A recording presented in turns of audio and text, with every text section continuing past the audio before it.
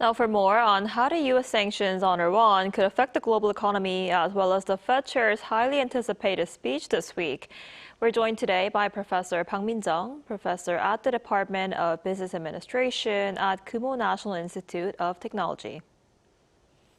Professor Park, thanks for coming on today. Thank you for having me today.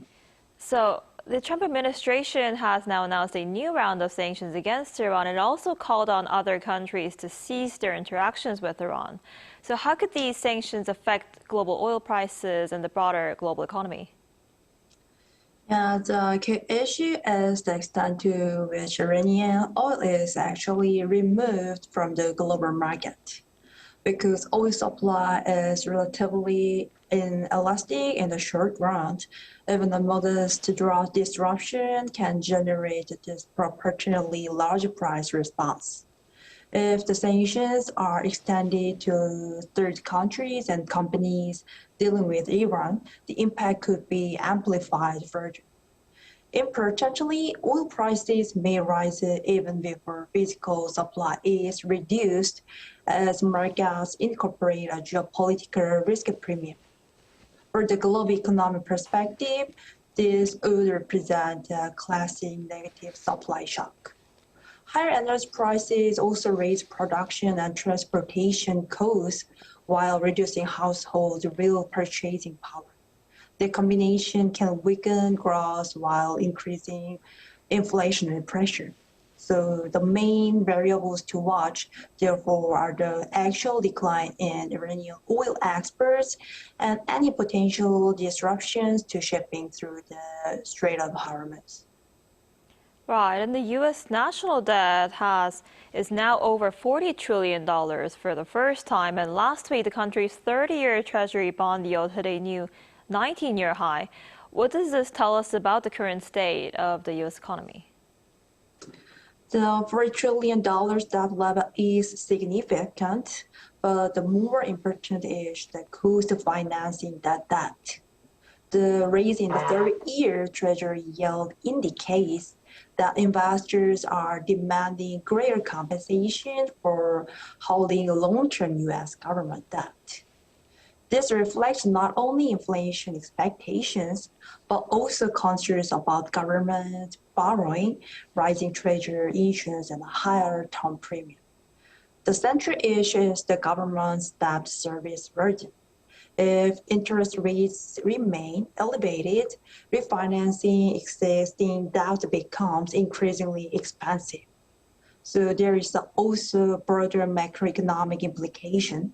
Long-term treasury yields influence mortgage rates, corporate borrowing costs, and overall financial conditions. So as a result, higher government borrowing costs can constrain private investment through a crowding out effect.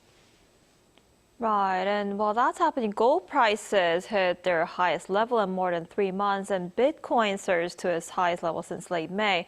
What do you think is behind this, and what does this tell us about investor sentiment?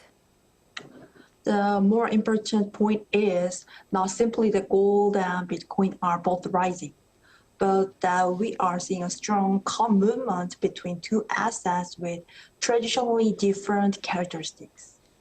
Actually, gold has long been considered as a safe haven asset for a long time, while Bitcoin has generally behaved as a high volatility risk asset. Under a conventional risk of environment, we would not necessarily expect them to move in the same direction.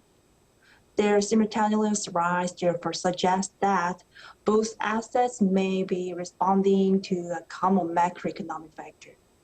In financial economics, this can be understood through the concept of time-varying correlation. Correlations between asset classes are not constant. During periods of heightened fiscal, monetary, or geopolitical uncertainty, assets and also that normally behave differently can become more synchronized because they are responding to the same underlying shock.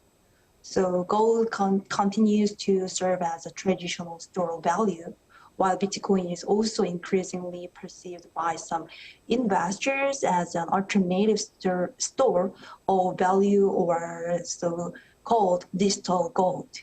So this current movement may indicate not simply stronger risk appetite, but the broader effect and also broader effort by investors to diversify away from conventional dollar-denominated financial assets.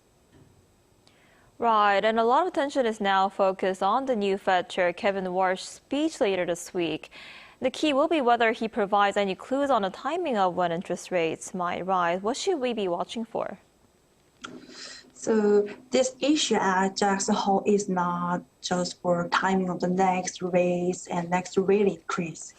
More importantly, markets will be trying to understand the new Federal Chair's policy reaction function. First, investors will focus on how he characterized inflation.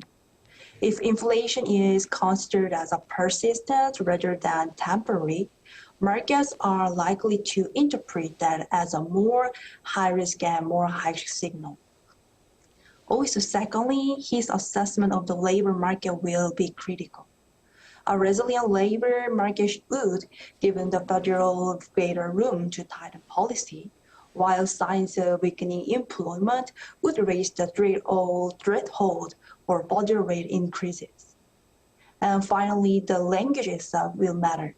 Terms such as data dependence or persistent inflation or financial conditions and inflation expectations will provide important clues about the policy framework. So ultimately, the speech is less about identifying a specific data and also specific dates for the next move and more about understanding the conditions under which the new federal leadership is prepared to change policy. Right, we'll have to keep a close eye on that speech later this week. All right, Professor Park, thank you so much for coming on today. We appreciate it. Thank you.